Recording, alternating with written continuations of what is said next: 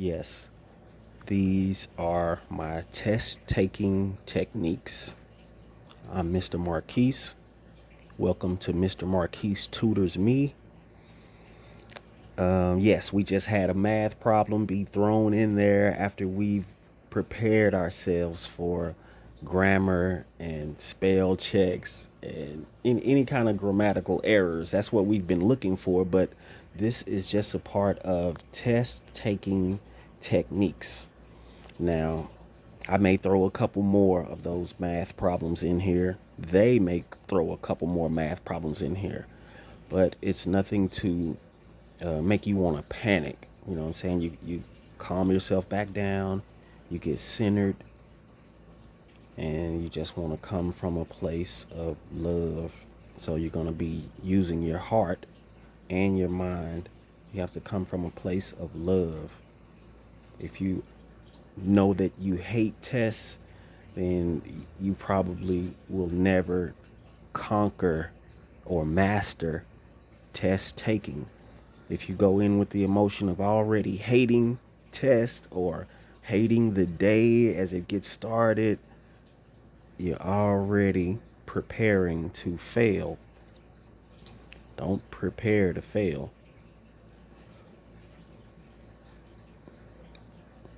Failing to prepare is preparing to fail. And you want to be prepared mentally, emotionally. That is heart and mind. Moving on to the next question, it says a semicolon can be used for all of the following except. So, what can a semicolon not be used for is what this question is asking. You cannot use a semicolon where? Is it A, to clarify items in a list that have their own internal punctuation? If you don't know what that means as far as internal punctuation, like after your semicolon, you write a few more things. Say you're talking about the life of a turtle, and then you hit semicolon and you say its life at sea, comma, its life on the beach, comma, and with family, period. Now, would you use a semicolon there, or would you not use a semicolon there? Would you not use it to connect two independent clauses to strengthen the relationship between them? Would you not use it to connect two independent clauses that are closely related to each other? Or would you not use a semicolon to connect two independent clauses that are widely dissimilar to each other? Like that was where I think I had the problem when I was taking this test. It's like when I went and found this test for you in this presentation, I actually went and took the test myself first, before I try to give anyone any information. I try to make sure I know as much as possible about that information. It's called doing my due diligence. I just had to go ahead and do it. Now, we're looking for what does not require a semicolon. You would not use a semicolon when? Do you know when a semicolon should be used? Okay. A semicolon is definitely used when you're clarifying items in a list that have their own internal punctuation. A semicolon definitely connects two independent clauses to strengthen the relationship between those two clauses. Like I was just talking about, the first sentence may have been about the life of a turtle. The life of a turtle is very interesting. Colon, from its life on the beach, comma, to its life on, and it's definitely used to strengthen the relationship. Now, so I narrowed it down to two answers. Which answer did you get? As you can see, I got the question wrong, and I see where I made the mistake. Halfway through it, I forgot that it said except a semicolon can be used for all of the following, except it cannot be used to connect two independent clauses that are widely dissimilar from each other. Dissimilar means that they are not alike. They are not talking about the same thing. Each clause has to be on the same subject matter to even be in the same sentence, right? So it makes sense that a semicolon can be used for all of the following except to connect two independent clauses that are widely dissimilar from each other. And that just goes back to you being focused, me being focused on exactly what I'm doing. I'm taking this test before I can try to tell you how to take a test. And on that particular question, I just lost concentration. I had to. That's the only way I could get that one wrong. I know that you cannot connect sentences that are not similar to each other. You understand? So it's like you kind of have to be paying attention at all times, word for word. I eliminated the first two answers, and I didn't eliminate that third one. I didn't eliminate that third answer. So when it came down to the 50-50, I got the answer wrong. Almost as if I guessed. You know what I mean? I may have guessed that one, but I know what a semicolon is used for. So I would know what it is not used for. That's just one of those mistakes that can be made while taking the test. Like, you ever got a test, thought you did well on it, and got your grade back and said, "Oh man, what did I miss?" And then you go back and say, "Oh man, I knew that answer." Yeah, same situation. Moving on. The next question says, which word could be substituted for querulous in the following sentence? The querulous child I babysit just won't stop bothering me until I let him play video games. Now, if you don't know the definition of a certain word, try using your multiple choice answers in the sentence instead of that word. Go ahead and substitute this word for that word. Substitute querulous. Instead of saying the querulous child, go ahead and say, A, the calm child I babysit just won't stop bothering me until I let him play video games. Does that make sense? The complaining child I babysit just won't stop bothering me until I let him play video games. The joyful child I babysit just won't stop bothering me until I let him play video games. The crying child I babysit will not stop bothering me, just won't stop bothering me until I let him play video games. You get it though, right? It's like you go ahead and substitute your answers into the sentence. So to me, complaining sounded like the logical answer. Complaining. But I will say that I eliminated calm because a calm baby wouldn't bother you. A joyful baby doesn't bother you. You would eliminate those two. Now a complaining baby can bother you. A crying baby can bother you.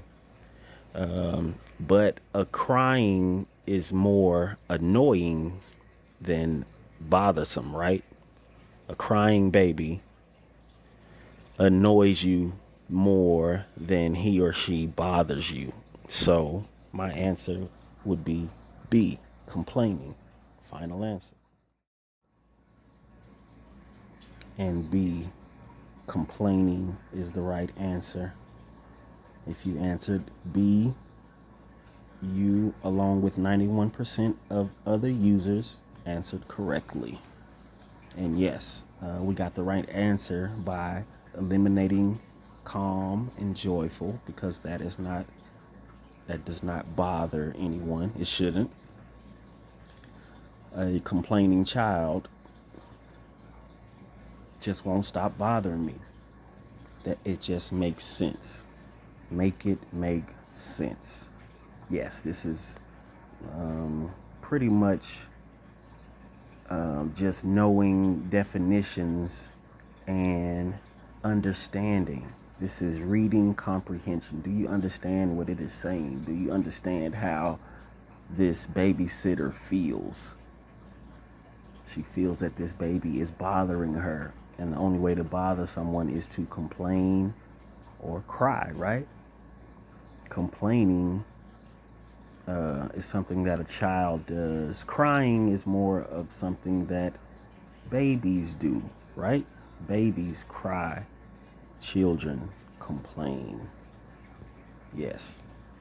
Now, the next slide may not be this easy. It's just a test. If you take this test at Quizlet.com, come back over here to us and, let us know exactly how you did on that test before and after we actually got started, after we completed this presentation. Go take the test before the presentation. Take the test after the presentation to see how much more you've learned. Go back and check your grammatical, it's like a grammatical glossary, but let me go ahead and give you the actual name of it, and it is the Basic Grammar Rules. Yes, Basic Grammar Rules. Let's move along. I mean, one of my secrets that I use when I'm taking tests is usually when you see all of the above or none of the above, that's usually the answer, right? For the most part. Sometimes you may get some of those that, it could be two answers, so it'll say both answers A and C, or both this and that, or whatever it may say. For the most part, all of the above, none of the above is usually the answer. But let's go ahead and get to this question first.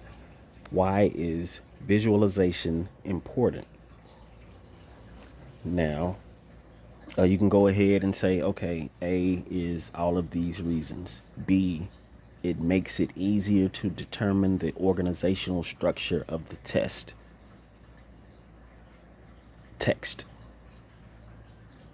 C, it brings the reading to life and enables us to relate even to characters. D, we feel connected to the material and better able to understand the author. Now, why is visualization important? Now, visualization is usually what? Pictures. When you're talking about books or articles or, any kind of selection that an author may provide to the readers. Now, visualization or pictures in a book are important because, yes, it makes it easier to determine the organizational structure. Yes, it brings the reading to life and enables us to relate. Yes, we feel connected to the material and better able to understand the author. So yes, all of these reasons are correct. A is your answer. And in this case, we are right. All of these reasons. 81% of other users answered correctly. Now, Yeah, most of your answers may not be that simple. You know what I mean? Your questions may not be that simple. This particular one is, and we appreciate it. It kind of calms us down, brings us back to the moment that, hey man, I'm actually taking a test and I have only so much time. So yes, let me go ahead and answer that as quick as I can. All of these reasons, get to the next slide, and hopefully it's not one that I would actually want to skip. You know what I mean? We don't want to skip too many questions to where you only answer half of them and then you go back and you have some fresh ideas and you answer a couple more and then have to skip a couple more the next time. So you've skipped one question maybe 2, 3 times, and by the end of the test, you probably don't have enough time, or by the end of the class, you probably don't have enough time. So you want to answer as many questions as you can, as quick as you can, and move on to the next slide. All of these reasons were why visualization is important. The next problem is a math problem, and you simply have to solve what is 436 plus 79. Now, just looking at this, you're like, hold on now, this is a little too simple. Like, what's going on?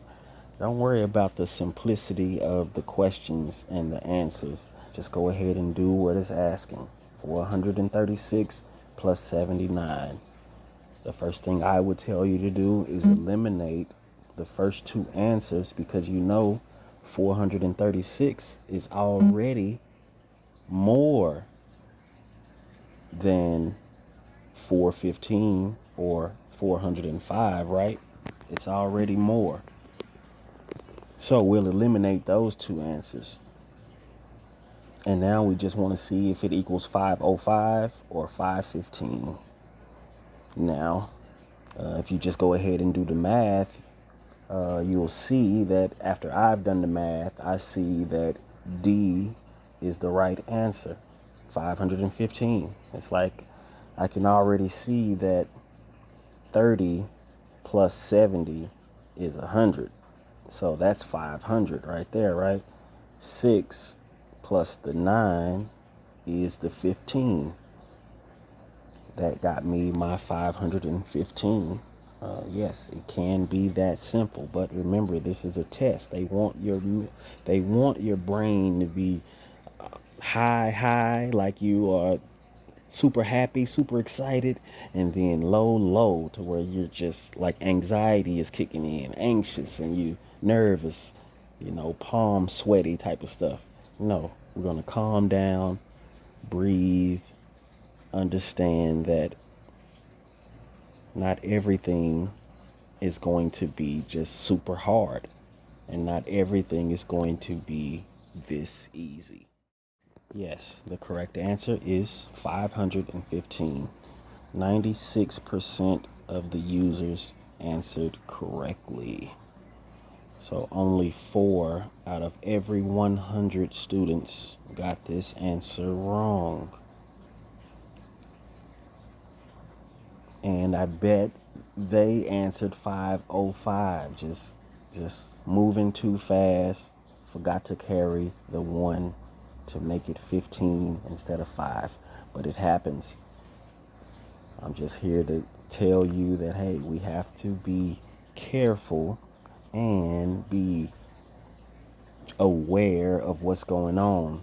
If you know those two answers are too close to one another, go ahead and add them up again. Make sure you get 505 a second time. If you got it the first time, make sure you get it a second time. If you get 505 the first time, get 515 the second time, add them a third time. Add them a third time just to be sure. You've already answered a couple of other questions fast, and so you gave yourself enough time to get to this kind of question, and you can do it twice, 3 times, 4 times if you need. Do it as many times as needed, but definitely make sure your answer is correct. And yes, this particular presentation may go by fast only because this particular test that was on this site had less than 20 questions, less than 20 problems, but it was perfect for my presentation. And the next question says, which of the following is a general idea? Which of the following is a general idea? Now, I have 5 different multiple choice answers to choose from. And I noticed that D says none of these. So when you come to something like this, it's like, okay, I know I said that when you see all of the above or none of the above, that is the answer. But it's like, why didn't they put that as the last possible answer? It kind of makes me cautious. So what I did was go ahead and just read the answers. Which of the following is a general idea? A, in a recent survey, nearly 95% of dog owners say pets are protective. Now, does that sound like a general, or does it sound like he's giving you a lot of the details in there? It's like that's a whole idea. Like you just basically gave me an entire paragraph in one sentence, and you can basically break down each and every way that these dogs are protective of their owners, but that's not necessarily. You know that A is not a general idea. B says dogs are loyal animals. C says Harvey, the black lab, is waiting at the door every day to greet his owner. D, of course, is none of the above. And then E, Minnie traveled hundreds of miles just to return to her owners. Does that sound like a general idea?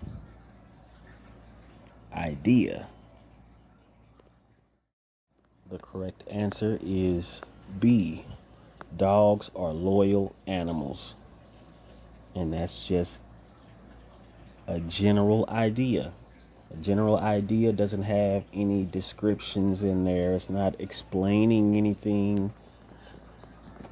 It's just a general statement. You know what I'm saying? I am a man. That's just a general statement, a general idea. Yeah.